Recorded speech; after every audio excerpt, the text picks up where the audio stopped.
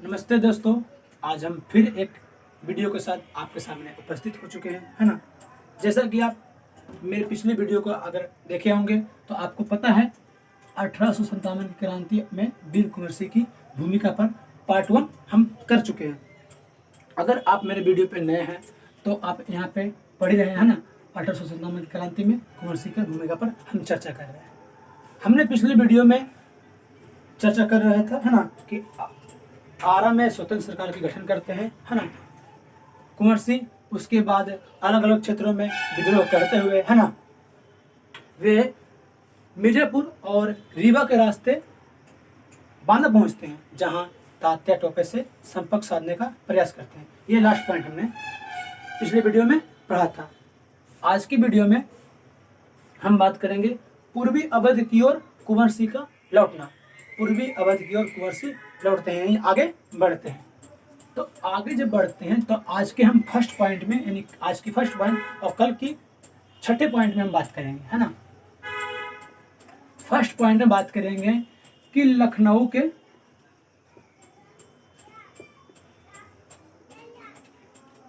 के रास्ते कानपुर पहुंचते हैं। लखनऊ के रास्ते कानपुर पहुंचे और कानपुर में नाना साहब के साथ मिलकर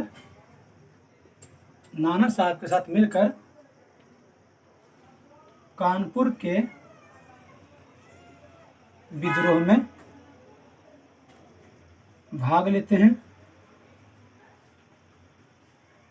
कानपुर के विद्रोह में भाग लेते हैं। परिणाम यह निकलता है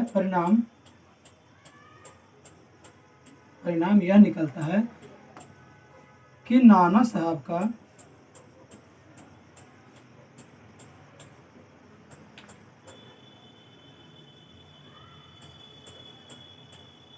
कब्जा, और कुंवर सिंह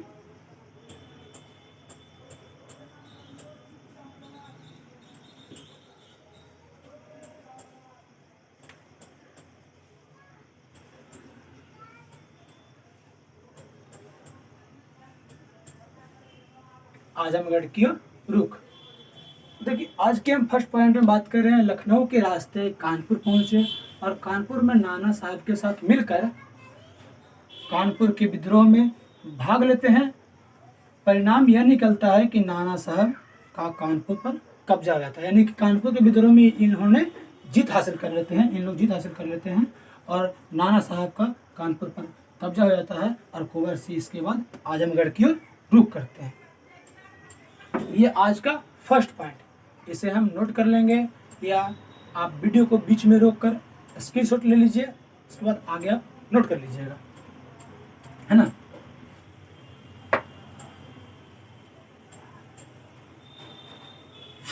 सेकंड पॉइंट में हम बात करेंगे आजमगढ़ की ओर बढ़ रहे हैं। देखिए, आजमगढ़ की ओर बढ़ने के साथ साथ इनके रास्ते में आजमगढ़ के रास्ते में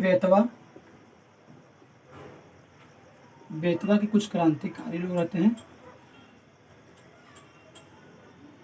बेतवा के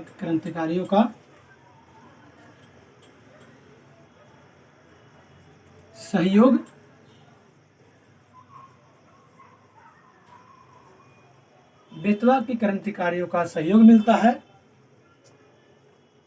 और कप्तान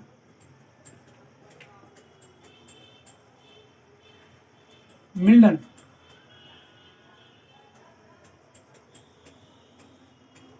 की सेना को, यानी रास्ते में ही बेतवा की क्रांतिकारियों का सहयोग मिल जाता है और वहां पर अंग्रेज सेना के कप्तान मिल्टन की सेना को धूल चटाते हुए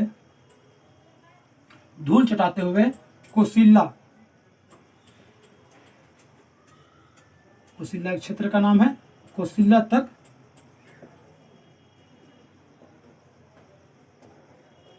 खदेड़ देते हैं। यानी रास्ते में बेतवा के क्रांतिकारियों का सहयोग मिलता है और कप्तान मिलन की सेना को धूल चटाते हुए कोसिला तक खदेड़ देते हैं और वे आजमगढ़ पहुंचते हैं, आजमगढ़ पहुंच जाते हैं। देखिए आजमगढ़ पहुंचने के बाद वहां पर अली करीम की सहायता, अली करीम की सहयोग एवं उनके लगभग 300 सिपाही की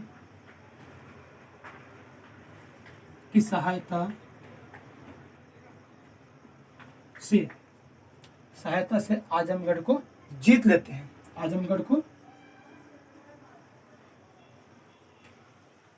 जीत लेते हैं, है ना। रास्ते में बेतवा के क्रांतिकारियों का सहयोग मिलता है, कप्तान मिलन की सेना को धूल चटाते कोसिला तक खदेड़ देते हैं। उसके बाद आजमगढ़ पहुंचते हैं, वहां पर भी अली करीम की सहायता से, सहयोग से एवं उनके लगभग 300 सिपाही की सहायता से वे आजमगढ़ को जीत लेते हैं। पॉइंट को सब नोट करते जाइएगा, है ना। अब थर्ड पॉइंट की हम चर्चा करेंगे।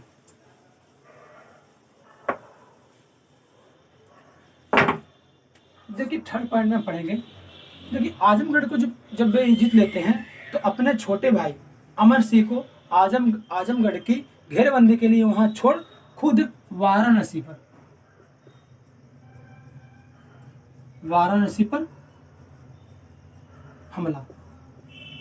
पर हमला करते हैं, है ना।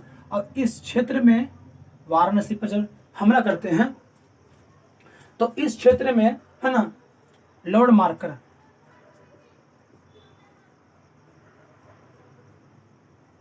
मार्कर के नेतृत्व में तोपों से लैस, यानी लॉर्ड मार्कर के नेतृत्व में तोपों से लैस अंग्रेजी सेना का सामना करना पड़ता है।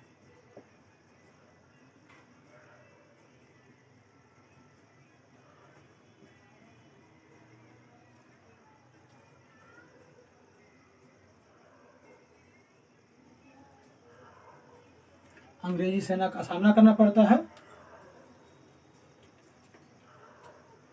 परंतु यहाँ पर लखनऊ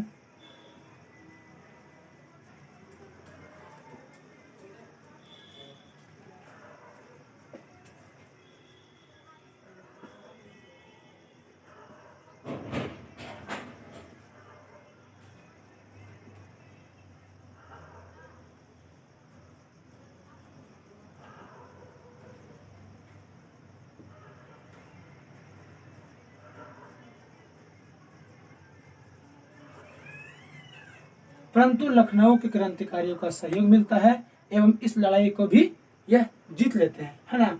यानी वाराणसी पर हमला करते हैं, वहाँ लॉर्ड मार्कर की नेतृत्व में तोपों से लैस अंग्रेजी सेना का सामना हो जाता है ना। परंतु लखनऊ के क्रांतिकारियों का यहाँ पे सहयोग मिल जाता है और वाराणसी को यह जीत लेते हैं।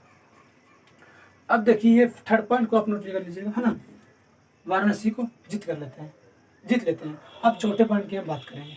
देखिए चौथे पॉइंट जो है वह बहुत ही वीवीआई है,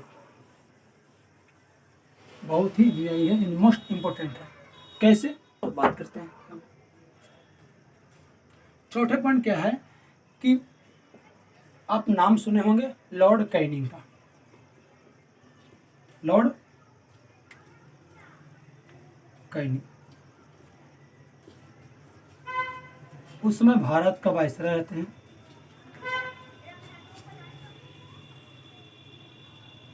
भारत का वायसराय रहते हैं लॉर्ड कैनिंग। देखिए जब लॉर्ड कैनिंग का इसमें जब एंट्री होता है, लॉर्ड कैनिंग का जब एंट्री होता है तो जाहिर सी बात है कि अंग्रेजी सेना का वीर कुंवर सिंह पर दबाव बढ़ने लगता है ना, बढ़ने लगेगा। अब जब दबाव बढ़ने लगता है तो इलाहाबाद से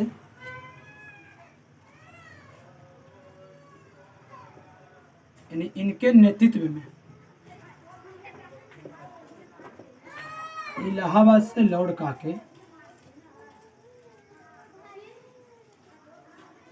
और लखनऊ से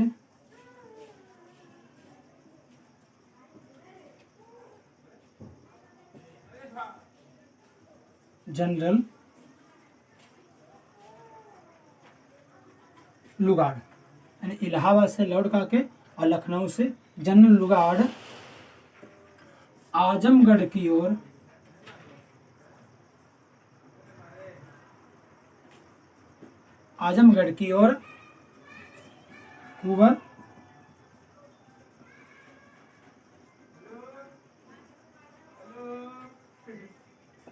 कुंवर सिंह को घेरबंदी, यानी आजमगढ़ की ओर कुंवर सिंह को घेरबंदी। एक बार फिर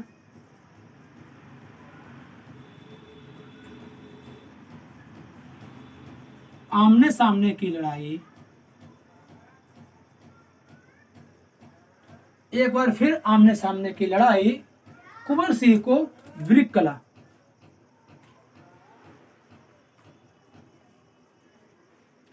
कला की ओर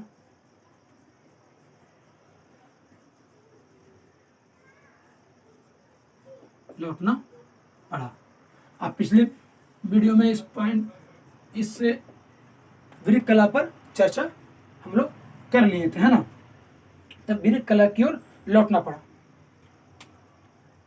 यानी चौथा पॉइंट को हम देखेंगे कि लॉर्ड कैनिंग का यहाँ पे आगमन हो जाता है, यानी एंट्री हो जाता है, और उनके नेतृत्व में इलाहाबाद से लौट के लखनऊ से जनरल लुगाड़ आजमगढ़ की ओर कुंवर सिंह को घेरबंदी करते हैं। एक बार फिर आमने सामने की लड़ाई, कुंवर सिंह को वृक्क कला की ओर लौटना पड़ता। ये चौथा पॉइंट आप नोट कर लीजिए।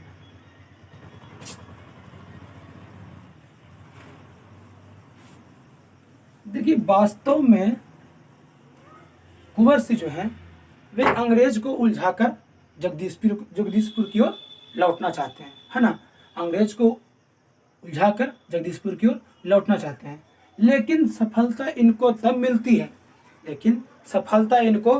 मिलती है जब लॉर्ड मार्कर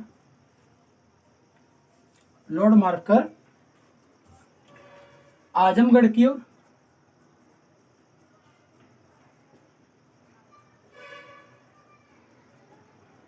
एवं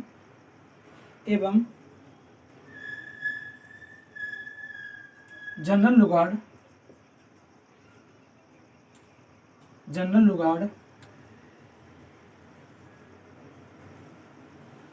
तानो नदी की ओर